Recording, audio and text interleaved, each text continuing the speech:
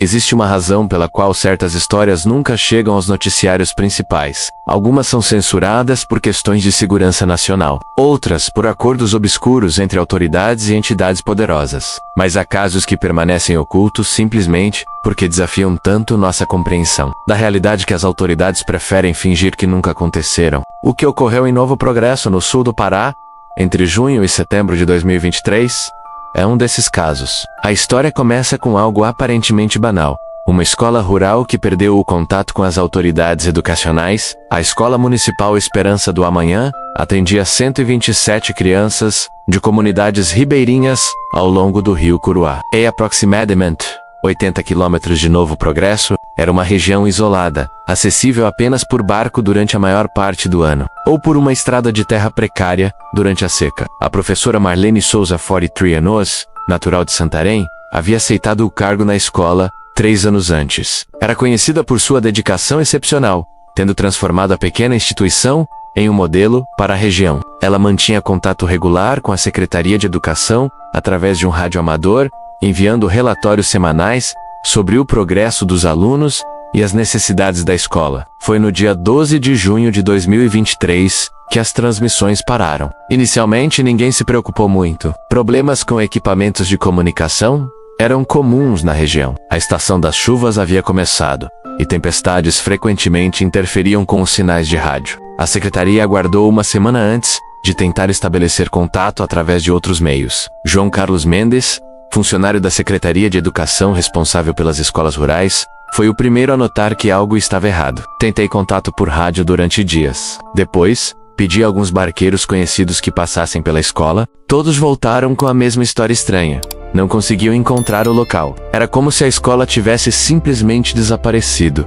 A situação tornou-se ainda mais peculiar quando os barqueiros, homens que navegavam aquelas águas há décadas, juravam que o próprio rio havia mudado. Onde antes existia a curva que levava ao porto da escola, agora havia apenas mata fechada. Alguns diziam ter ouvido vozes de crianças vindo da floresta, mas quando tentavam se aproximar, as vozes cessavam. No dia 28 de junho, uma equipe oficial foi enviada para investigar. Liderada pelo tenente Roberto Alves da Polícia Militar do Pará, o grupo incluía 2 policiais, um médico, um engenheiro florestal e um guia local, chamado Sebastião, conhecido como Tião Navegante, um homem de 67 anos que conhecia cada centímetro daquele rio. Tião foi o primeiro a perceber as anomalias. O rio não estava certo, ele diria mais tarde, com os olhos vidrados como quem revisita um pesadelo. Navegava por aquelas águas desde menino. Conhecia cada árvore, cada praia, cada curva. Mas naquele dia, era como navegar em outro rio. As árvores estavam nos lugares errados.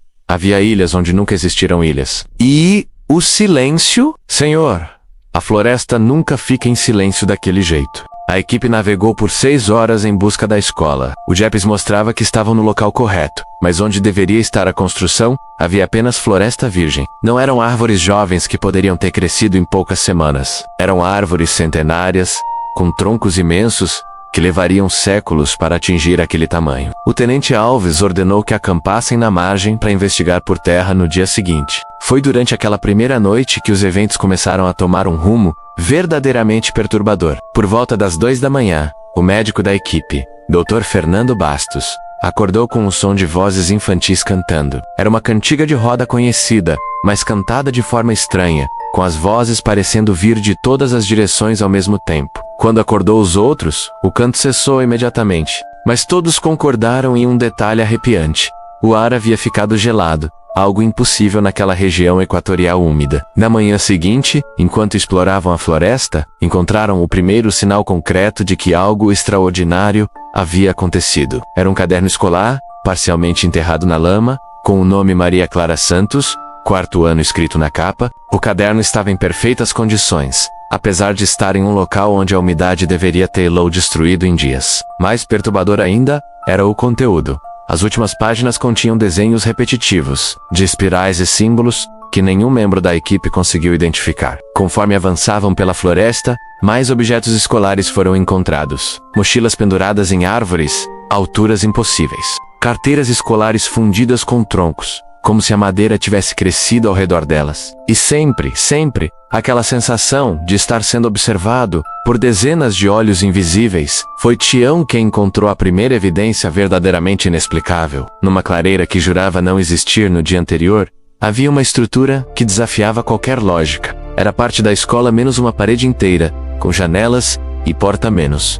Mas estava vertical, perpendicular ao chão. Como se alguém tivesse arrancado um pedaço do prédio e o fincado na terra como uma lápide gigante. Através das janelas, podia-se ver o interior de uma sala de aula, com carteiras, quadro negro e materiais escolares. Todos fixos na parede que agora era um chão vertical, desafiando a gravidade. O Dr. Bastos aproximou-se para examinar melhor e quase desmaiou com o que viu. Nas carteiras, havia marcas de mãos pequenas, como se crianças tivessem tentado se segurar enquanto algo puxava-as para algum lugar. As marcas estavam fundidas na madeira, não arranhadas, mas fundidas, como se as mãos tivessem derretido parcialmente o material. O tenente Alves imediatamente ordenou a retirada e solicitou reforços. Nas próximas 48 horas, a área foi isolada e uma equipe maior foi montada, incluindo físicos da Universidade Federal do Pará, antropólogos e até mesmo representantes do Exército Brasileiro. Foi a doutora Helena Moraes, física quântica da UFPA, quem primeiro propôs uma teoria. Por mais absurda que parecesse, as medições indicavam flutuações gravitacionais e magnéticas extremas na área. Era como se o próprio espaço-tempo tivesse sido distorcido naquele local específico. O que encontramos aqui desafia as leis da física como as conhecemos, ela declarou em seu relatório confidencial. É como se houvesse ocorrido uma sobreposição de realidades, com partes de diferentes versões do mesmo local, ocupando o mesmo espaço. Mas foi a descoberta do diário de Marlene Souza que revelou a verdadeira dimensão do horror. O diário foi encontrado dentro de uma árvore, não em um buraco na árvore, mas dentro da madeira sólida, como se tivesse sido colocado ali enquanto a árvore ainda era uma muda, séculos atrás. As primeiras entradas eram normais, relatando o dia a dia escolar, as dificuldades e alegrias de ensinar em uma área tão remota, mas a partir de maio de 2023, o tom mudava drasticamente. 15 de maio, as crianças estão tendo os mesmos pesadelos. Todas elas desenham a mesma figura, um homem alto demais, com braços que se estendem como galhos de árvores. Dizem que ele observa pela janela durante as aulas. Verifico constantemente, mas nunca vejo nada. 22 de maio, encontrei marcas estranhas ao redor da escola. Parecem pegadas, mas não são de nenhum animal conhecido. O mais perturbador é que elas aparecem apenas dentro da cerca da escola, nunca entrando ou saindo. É como se algo surgisse do nada no pátio, andasse em círculos e desaparecesse. 28 de maio, estou começando a vê-lo também. Não diretamente, apenas com o canto dos olhos. Quando me viro, não há nada, as crianças estão ficando apáticas. Passam horas olhando para o nada, sorrindo para algo que não consigo ver. Tentei contatar a secretaria, mas o rádio só emite estática que, juro, às vezes parece formar palavras. 3 de junho, ele falou comigo ontem à noite. Não com palavras, mas de alguma forma eu entendi. Ele disse que este lugar sempre foi dele, que construímos nossa escola em território antigo, sagrado, proibido. Disse que as crianças agora pertencem à floresta. Tento racionalizar, dizer a mim mesma que é estresse, isolamento, mas as evidências são inegáveis. H. do Junhu. As crianças não são mais as mesmas. Elas se movem em sincronia perfeita, como se fossem controladas por uma única mente. Ontem, todas elas viraram a cabeça ao mesmo tempo para me encarar. E sorriram. Foi o sorriso mais aterrorizante que já vi. Preciso tirá-las daqui. Mas quando tento sair da escola, o caminho muda. A floresta se reorganiza. Estamos presos. 11 de junho. Descobri a verdade nos arquivos antigos da escola. Este local foi palco de um massacre indígena em 1873. Uma tribo inteira foi exterminada aqui por seringueiros. Antes de morrer, o pajé amaldiçoou a terra, dizendo que ela devoraria os filhos dos invasores. Achei que fosse apenas uma lenda, mas agora acredito que despertamos algo que deveria ter permanecido adormecido. 12 de junho, última entrada. Eles estão aqui.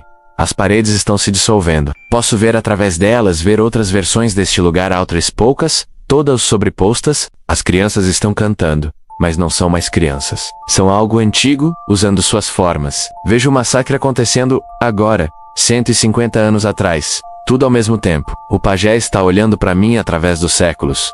Ele sorri. A escola está se desfazendo, sendo absorvida pela floresta, pela história, pelo tempo. Se alguém encontrar isto, Não procurem por nós. Não existimos mais, nunca existimos. Sempre existimos.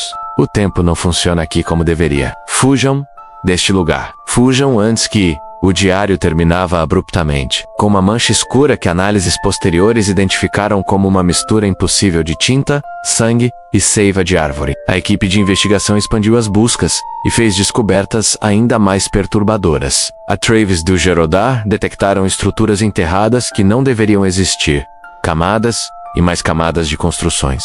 Como se múltiplas versões da escola tivessem sido construídas umas sobre as outras, ao longo de séculos. Apesar da escola ter apenas 15 anos de existência oficial, em uma escavação cuidadosa, encontraram ossos. Centenas de ossos pequenos de crianças, mas datação por carbono indicava idades impossíveis. Alguns tinham 10 anos, outros 100. Outros pareciam ter 1000 anos, todos misturados no mesmo extrato geológico. Mais perturbador ainda, análises de DNA mostraram que alguns dos ossos pertenciam a crianças que, segundo registros oficiais, ainda estavam vivas e morando em outras cidades. Foi quando começaram a receber relatos de outras partes do país. Pais em São Paulo, Rio de Janeiro, Brasília, relatando que seus filhos, que nunca haviam saído de suas cidades, tinham memórias vívidas de estudar em uma escola na floresta. Descreviam detalhadamente a escola Esperança do Amanhã, a professora Marlene, os colegas. Alguns acordavam no meio da noite falando em uma língua não identificada, que linguistas sugeriram ser uma forma arcaica de tupi-guarani,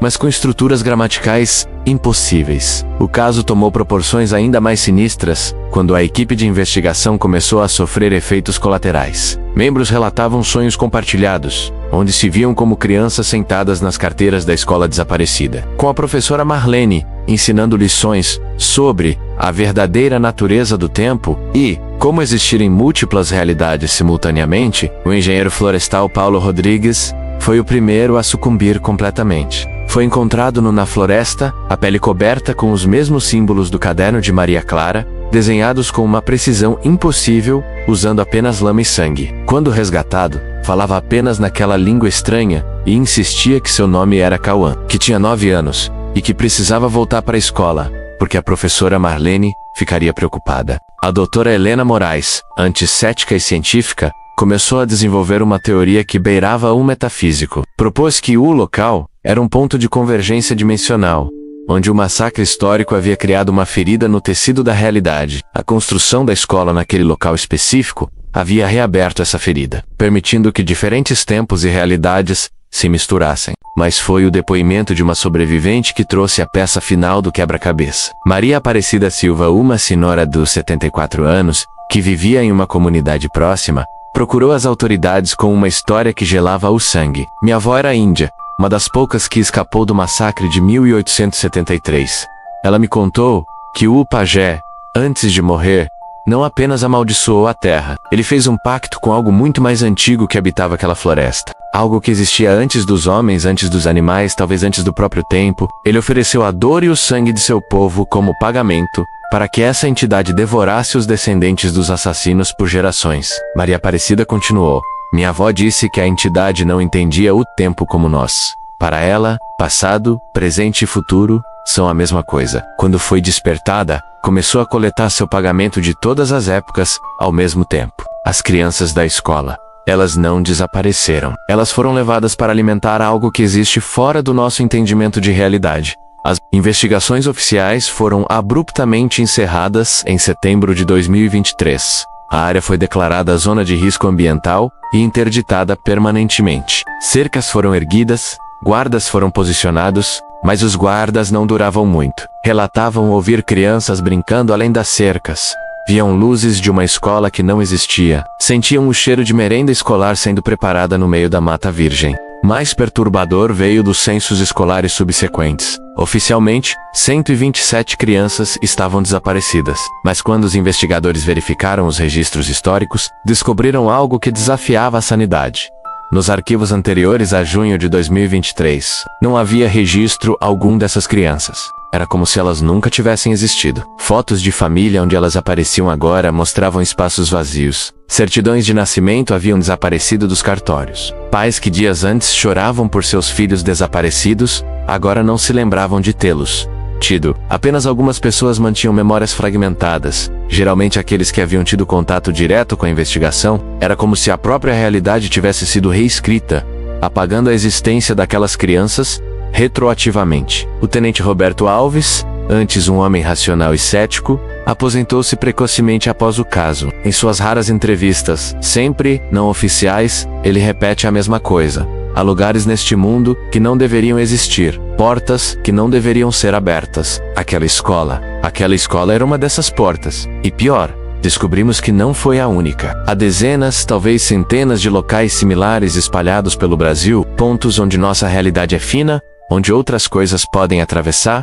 O governo brasileiro criou secretamente uma divisão especial para monitorar esses pontos de anomalia. Oficialmente, ela não existe, mas moradores de áreas remotas às vezes relatam a chegada de equipes em uniformes sem identificação, que fazem medições estranhas, instalam equipamentos não identificados e partem sem explicações. Dr. Fernando Bastos, o médico da equipe original, desenvolveu o que foi diagnosticado como esquizofrenia após o incidente. Mas seus delírios são estranhamente consistentes e específicos. Ele insiste que pode ver as outras escolas, versões da escola Esperança do Amanhã, que existem em realidades paralelas. Em algumas, as crianças ainda estão lá, envelhecendo e rejuvenescendo ciclicamente.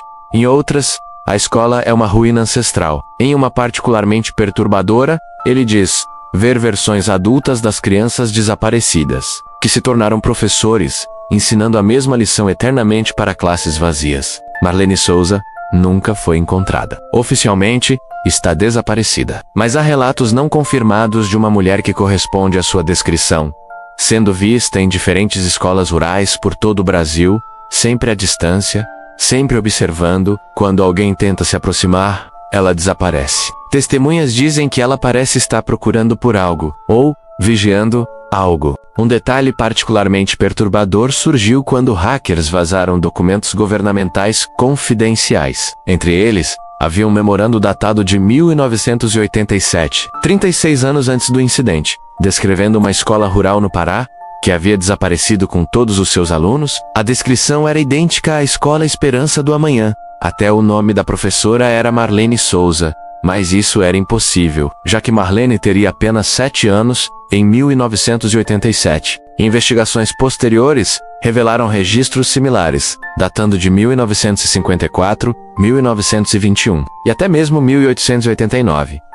Sempre a mesma escola, sempre o mesmo número de crianças, sempre uma professora com o mesmo nome, ou muito similar. Era como se o evento estivesse acontecendo repetidamente, através da história. Ou pior, como se fosse o mesmo evento único, ocorrendo simultaneamente, em múltiplos pontos do tempo. A comunidade científica está dividida. Alguns defendem que há uma explicação racional, talvez envolvendo gases alucinógenos naturais da floresta, combinados com histeria coletiva. Outros, especialmente aqueles que estiveram no local, acreditam que tocamos em algo fundamental sobre a natureza da realidade que não estamos preparados para compreender. Curious, pesquisas em arquivos históricos do período colonial revelaram menções a lugares onde o tempo adoece feitas por exploradores portugueses e bandeirantes, sempre associados a locais de grande violência contra populações indígenas. Um padrão começou a emergir. Cada um desses pontos de anomalia correspondia a um local de massacre histórico. O antropólogo Marcos Vieira, especialista em culturas indígenas amazônicas, propôs uma teoria controversa. Segundo ele, certas tribos indígenas conheciam métodos para ferir a realidade como forma de defesa final contra invasores. Era uma forma de guerra espiritual que transcendia o físico, criando armadilhas temporais que poderiam ser ativadas décadas ou séculos depois. Imagine, ele explicou em uma palestra secreta para oficiais do governo que você pode plantar uma bomba, não no espaço, mas no tempo. Uma bomba que explode continuamente em todos os momentos, passado, presente e futuro, simultaneamente. Isso explicaria por que encontramos evidências do evento em épocas impossíveis. Em outubro de 2023, um mês após o encerramento oficial das investigações, algo ainda mais perturbador aconteceu. Pais em várias cidades do Brasil começaram a receber cartas escritas à mão por seus filhos que, segundo os registros alterados, nunca existiram. As cartas descreviam a vida na escola, diziam que estavam bem, que a professora Marlene era gentil, que estavam aprendendo coisas importantes, sobre como o mundo realmente funciona. O mais aterrorizante era que as cartas continuavam chegando, sempre aos domingos, sempre no mesmo horário. Análises confirmaram que a caligrafia correspondia às crianças, o papel era comum, a tinta era real, mas as cartas simplesmente apareciam, sem selo, sem entrega, como se materializassem nas caixas de correio. O conteúdo das cartas tornou-se progressivamente mais perturbador. As crianças descreviam lições sobre como existir em múltiplos lugares ao mesmo tempo, como conversar com ancestrais que ainda não morreram e como se preparar para o grande ajuste que está chegando. Uma carta particularmente assustadora, supostamente escrita por um menino de 8 anos, continha equações matemáticas avançadas que físicos da USP identificaram como descrições teóricas de buracos de minhoca, estáveis. Tião Navegante, o guia da expedição original, nunca mais foi o mesmo. Passou a viver como um eremita, recusando-se a se aproximar de qualquer corpo d'água. Antes de morrer de causas naturais em janeiro de 2024, ele deixou um testemunho gravado, que só foi descoberto meses depois. O rio me mostrou coisas, sua voz tremia na gravação. Mostrou-me todos os rios que aquele rio foi. E será. Vi canoas cheias de guerreiros mortos navegando ao lado de barcos que ainda não foram construídos. Vi a escola sendo construída e destruída 1000 vezes, sempre no mesmo instante. Vi as crianças existindo em todas as idades ao mesmo tempo, bebês e idosos, vivos e mortos, humanos e algo mais. Ele continuou. A professora Marlene estava lá, mas também não estava. Ela era uma pessoa, mas também era uma função, um papel que alguém sempre desempenhou e sempre desempenhará naquele lugar. Como se o próprio universo precisasse que aquela escola existisse e não existisse simultaneamente, como um ponto de equilíbrio entre realidades. Em março de 2024, exatamente 9 meses após o desaparecimento, nascimentos inexplicáveis começaram a ocorrer. Mulheres que juravam não estar grávidas, davam à luz a bebês perfeitamente saudáveis. O mais perturbador: testes de DNA mostravam que alguns desses bebês eram geneticamente idênticos às crianças desaparecidas. Não parentes, não similares, idênticos. Uma das mães que pediu anonimato descreveu sua experiência. Eu não estava grávida. Fiz testes dias antes. Então numa manhã, acordei em trabalho de parto. O bebê. Quando olhei nos olhos dele, vi conhecimento. Um bebê recém-nascido me olhou como se me conhecesse, como se tivesse memórias. Às vezes, quando está dormindo, ele murmura sobre a escola, sobre a professora Marlene. Tem 3 meses e já tenta escrever. Os símbolos que desenha são os mesmos encontrados no local do desaparecimento. A Igreja Católica local tentou realizar uma missa no local em dezembro de 2023, acreditando poder purificar a área. O padre Francisco Oliveira, veterano de 30 anos de sacerdócio, saiu da floresta após apenas 2 horas, completamente transtornado. Renunciou ao sacerdócio no dia seguinte e recusou-se a falar sobre o que viu. A única coisa que disse foi: Deus não tem jurisdição naquele lugar. Algo mais antigo reina ali. Pesquisadores independentes começaram a conectar o caso a outros desaparecimentos não resolvidos por todo o Brasil. Um padrão emergiu. Escolas rurais construídas sobre locais de violência histórica, desaparecimentos em massa que são posteriormente apagados dos registros, crianças que existem e não existem simultaneamente. Estimativas não oficiais sugerem que pode haver centenas de casos similares, todos abafados, todos escondidos do público. O mais recente desenvolvimento ocorreu em junho de 2024, exatamente 1 ano após o desaparecimento original. Satélites detectaram uma anomalia térmica no local da antiga escola. Quando drones foram enviados para investigar, as imagens mostraram algo impossível. A escola estava lá, intacta, funcionando normalmente. Crianças brincavam no pátio. A professora Marlene podia ser vista através das janelas, ensinando, mas isso durou apenas 11 minutos e 27 segundos. Então, como uma miragem se dissolvendo, tudo desapareceu, deixando apenas a floresta. Análises das imagens revelaram um detalhe arrepiante. As sombras estavam todas erradas. Algumas apontavam para direções impossíveis. Outras pareciam ser de objetos que não estavam visíveis nas imagens. E algumas sombras não tinham fonte alguma. Um grupo de físicos quânticos da Europa, após analisar todos os dados disponíveis, propôs uma hipótese aterrorizante. O local havia se tornado um ponto de Schrödinger macroscópico, onde múltiplos estados de realidade coexistiam até serem observados. A escola existia, e não existia. As crianças estavam desaparecidas e presentes. O passado e o futuro ocupavam o mesmo espaço. O que isso significa, explicou o Dr. Klaus Werner, é que o ato de investigar o desaparecimento pode ter causado o desaparecimento. É um paradoxo temporal, onde o efeito precede a causa. As crianças desapareceram porque fomos procurá-las, mas só fomos procurá-las porque elas desapareceram. Enquanto isso, as cartas continuam chegando, as crianças inexistentes continuam nascendo, e em noites particularmente silenciosas, moradores de Novo Progresso juram ouvir o som de uma sineta escolar vindo da floresta, chamando alunos para uma aula que nunca termina, em uma escola que nunca existiu, ministrada por uma professora que está em todos os lugares, e em lugar nenhum. O governo brasileiro mantém o caso classificado. Oficialmente,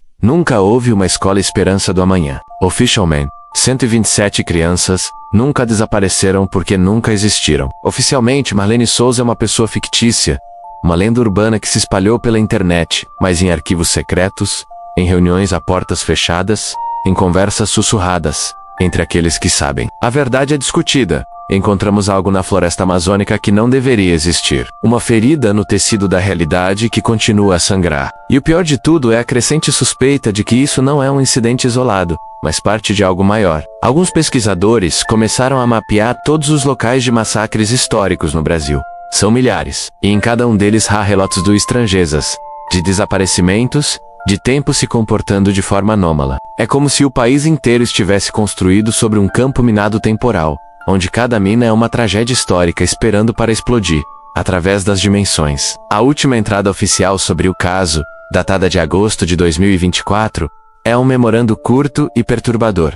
Fenômeno em expansão. Novos casos detectados em Muito, Rondônia e Acre. Padrão sugere convergência para evento maior. Protocolo de contenção falhou. Recomenda-se evacuação discreta de áreas afetadas. Preparar a população para possível reestruturação da realidade consensual. O que isso significa? Ninguém sabe, ao certo, mas aqueles que estiveram próximos ao caso falam em sussurros sobre o grande ajuste, um momento em que todas essas anomalias convergirão, quando o véu entre as realidades será completamente rasgado. Alguns dizem que será o fim do mundo como conhecemos. Outros sugerem que será um novo começo, uma fusão de todas as possibilidades em uma nova forma de existência. Marlene Souza, se é que ela existiu, escreveu em seu diário uma frase que assombra todos os investigadores. As crianças não foram levadas. Elas foram plantadas, como sementes de uma nova realidade que está germinando no solo do tempo. Quando florescerem, o mundo que conhecemos será apenas uma memória,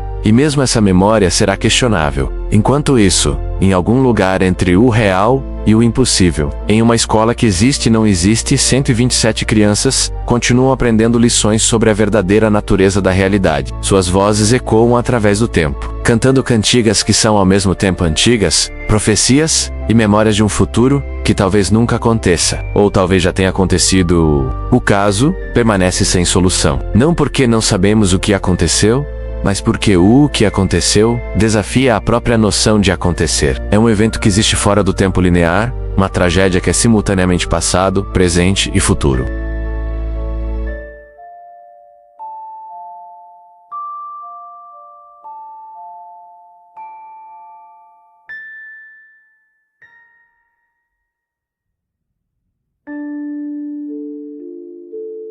A professora ensina lições que a mente humana não foi feita para compreender.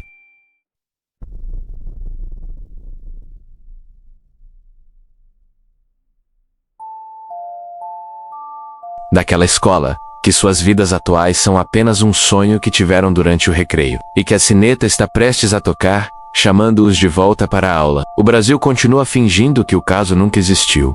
Os arquivos permanecem selados, as investigações permanecem suspensas, mas à noite, quando o vento sopra de determinada direção, quando a lua está em determinada fase, quando o silêncio é profundo, o suficiente pode ser ouvir o som distante de crianças cantando uma cantiga que não deveria existir, em uma língua que não deveria ser conhecida, sobre eventos que não deveriam ser possíveis. E assim, o caso mais perturbador do Brasil permanece não apenas não resolvido, mas talvez irresolvível. Porque resolver implicaria em aceitar que nossa compreensão da realidade é fundamentalmente falha, que o tempo não é o que pensamos ser, e que existem forças neste mundo ou fora dele, que operam sob leis que nossa mente não pode compreender, sem se fragmentar. O silêncio oficial sobre o caso não é uma conspiração no sentido tradicional, é um ato de preservação coletiva da sanidade, porque a verdade completa sobre o que aconteceu na Escola Esperança do Amanhã, sobre o que ainda está acontecendo, sobre o que sempre aconteceu